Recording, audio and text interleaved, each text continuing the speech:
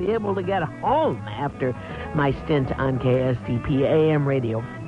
We are going to be talking shortly to Rabbi Manis Friedman, who is a Lubavitcher who has written a book entitled Why Doesn't Anyone Blush Anymore? And I thought he would be a very interesting person to speak to when we are looking at this era of sexual harassment, and it's involving all of us.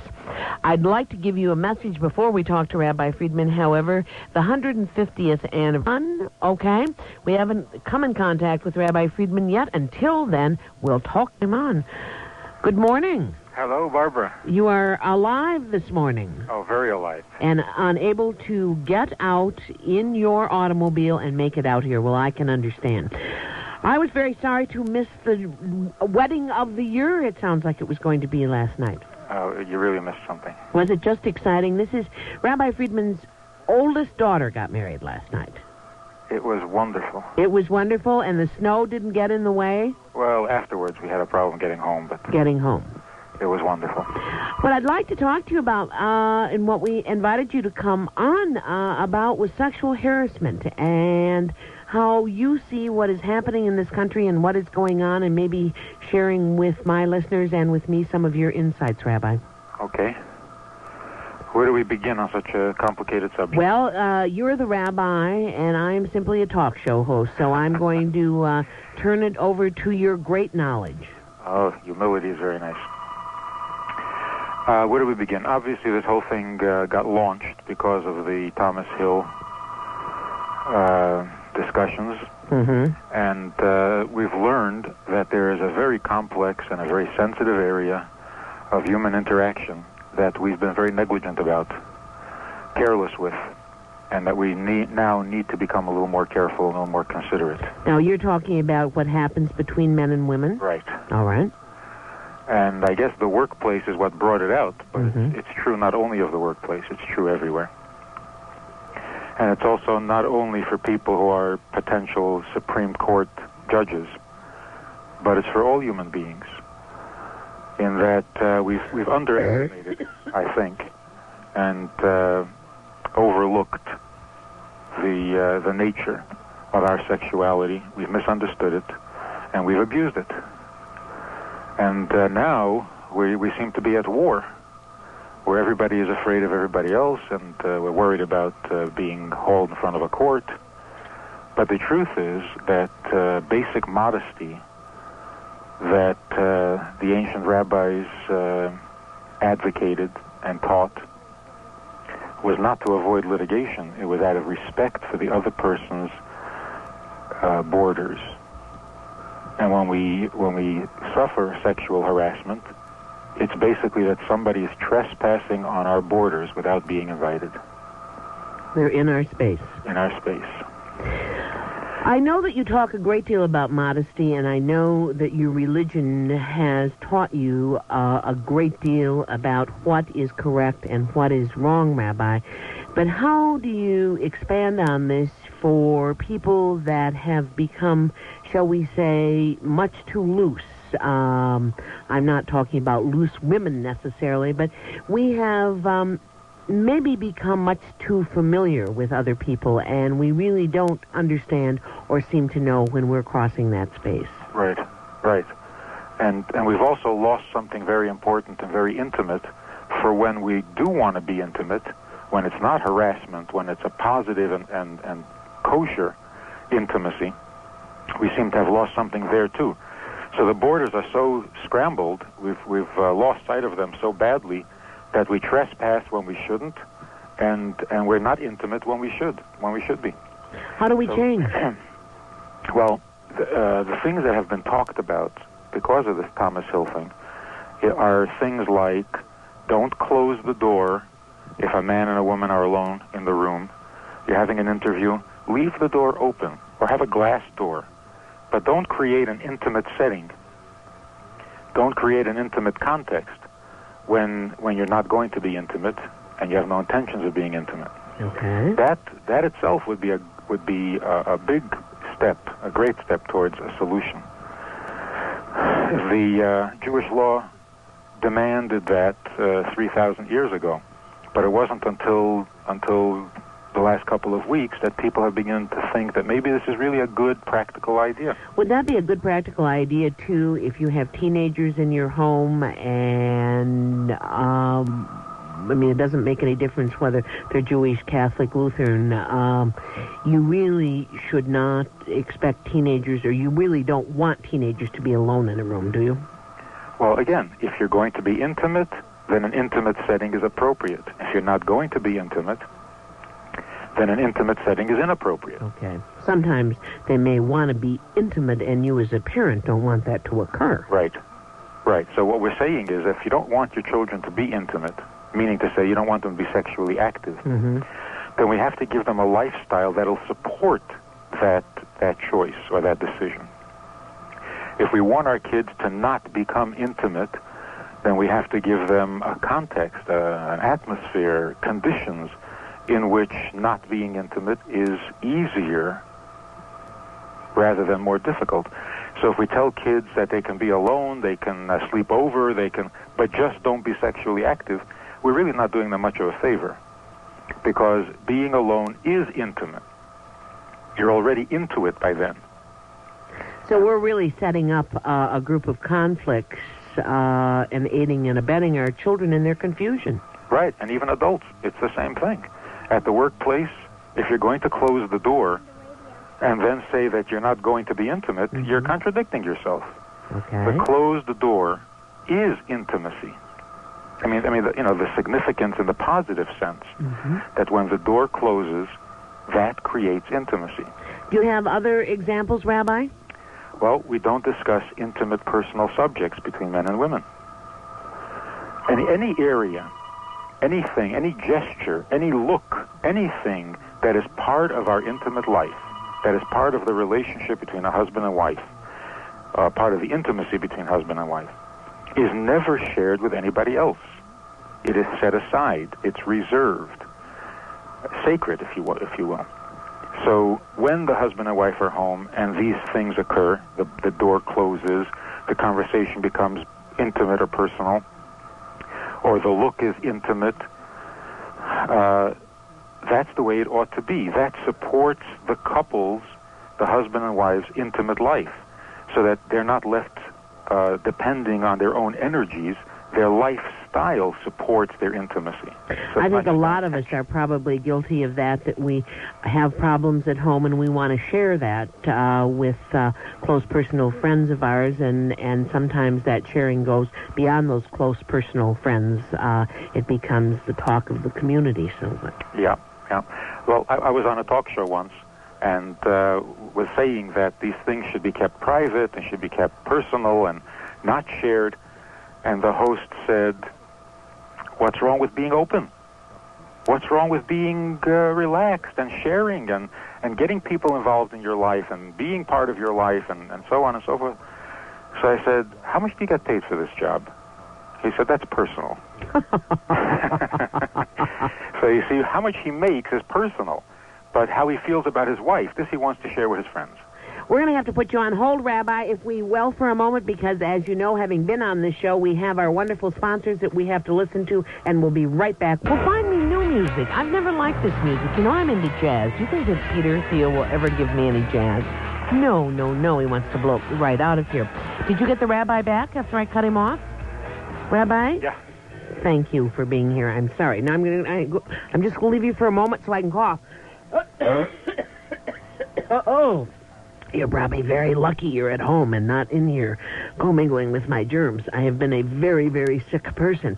We have some calls for you, Rabbi, and I'd like to go to them. Can you hang on with us? I know you're tired after that exciting wedding, but you had promised to be here for an entire hour, so you've got to spend some time with us. Maggie, good morning. Good morning, and hooray for you. You made it in, Barb. Thank you. Hooray for you.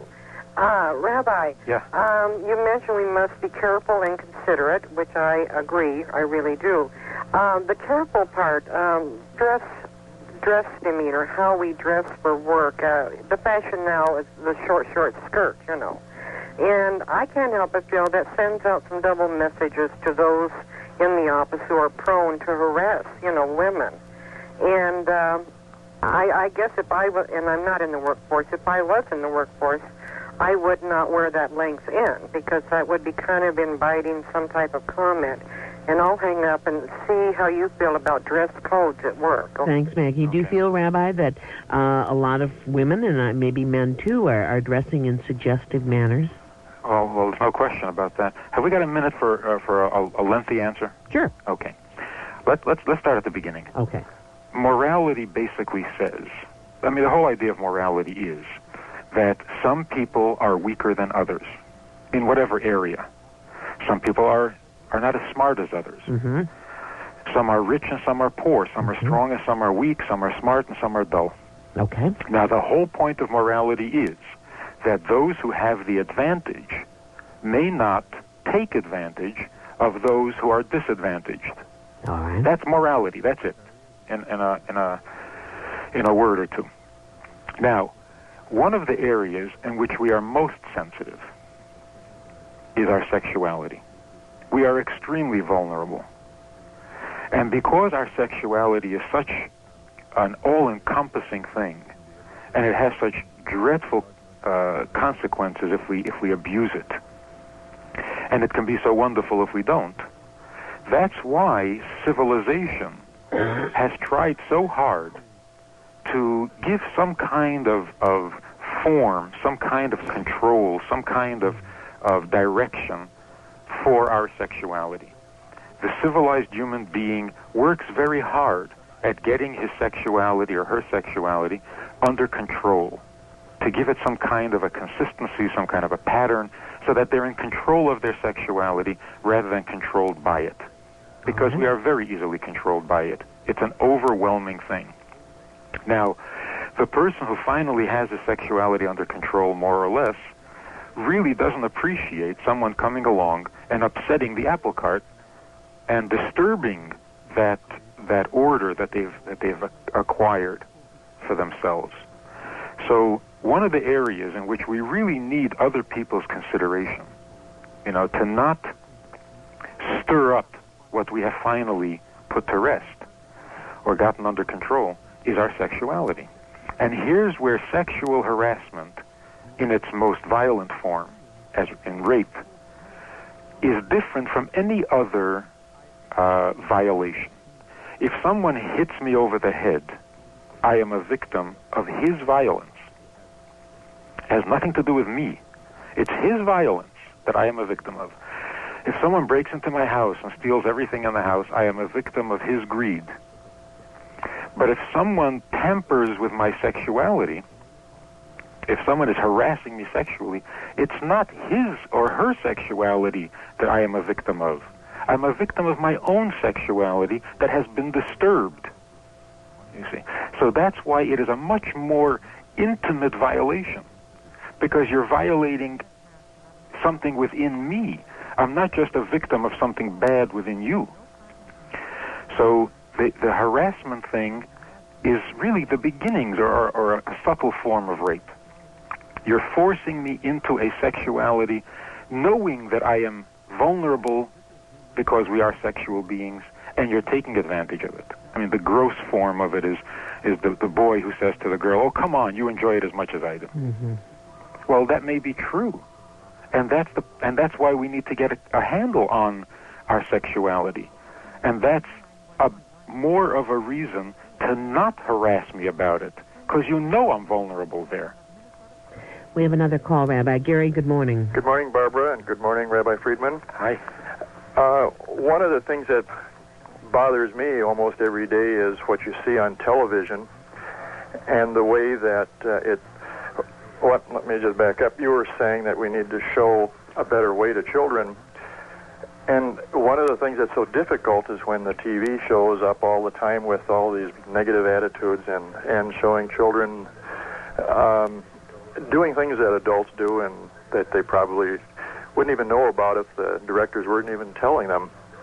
How do you deal with that? You don't watch television. Just turn it off altogether? Don't have one. But that's easy, Rabbi. You don't have a TV in your house, Rabbi? No. Okay. But I think it's going to get easier. It's going to get easier. Not to have a TV set? No, and the television shows are going to get better. They will? Yes, because we're very upset about this whole thing now. I mean, we're very upset what happened between Thomas and Hill. And we're seeing this all the time on television.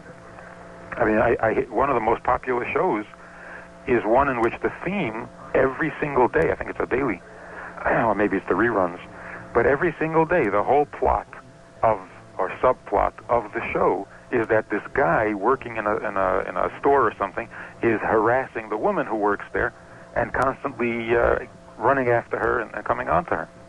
And that's supposed to be funny. So what are we saying? Are we saying that it's terrible to do that, or are we saying that it's cute and it's fun? So I think things are going to change now. Are there any organizations that a person can support or be involved with that would help to eliminate that kind of programming? I don't know. Barbara, do you know? I think that there are some conservative Christian organizations. I just can't think of the name. People that want to take on what has been going on in TV, and of course there are groups that take on records and lyrics. And I know one of the senator's wives has been very active, but I don't have the name for you. I'm sorry, Gary. Maybe as the rabbi does, you just don't watch the show. Turn off the TV set. Maybe the only answer. Last week there was a day in which we were all supposed to turn off our TVs. Mm-hmm. It never happened. In fact, they say that there were more viewers on that day than... So sometimes negative publicity works against you. So well, Rabbi, it seems so simple when you say it, and of course you have been a tremendous example to many people, including your 13 children. It's 13, 14, isn't it? Is it 14? Did I forget one? Well, and a couple... One married now, but we still consider her. Okay, so you have 14 children. 14 in a wonderful family, but you know, a lot of us have not been raised in such a kind, compassionate, understanding way, and some of us have to make some changes in our lives after having lived a lot differently. And I think that is one of the things that's probably very, very difficult. What kind of words of advice do you have for those of us that maybe have not been as good or holy or as understanding as you have been with your family? I would venture to say that the parents who watch television were not seeing the kinds of things that the children watching television today are seeing. So television has changed. Mm-hmm. And the parents who say, well, we grew up with television, the kids will grow up with television, it's not terrible. It's not the same thing. Television has changed. Well, but a lot of kids watch Sesame Street. Now, Mr. Rogers and Sesame Street is okay for kids. Fine, if you can control that. If you can just keep it on... Energy. Yeah, and you can just keep the violence and the other stuff off. But I suppose they're going to watch it if their moms and dads are watching it. Exactly. I mean, if the mothers and fathers are into murder and mayhem and horror and fast cars and everything, it's going to be a terrible example. We have one more call for you, Rabbi. Marty, good morning. Good morning. Shalom, Rabbi. Hi. Barbara is supportive of homosexual activity, and that disturbs me greatly the way she broadcasts it on the radio. I was wondering what your comments are about homosexual activity. Thanks, Marty. Well, the Torah says that homosexual activity is sinful. It is forbidden.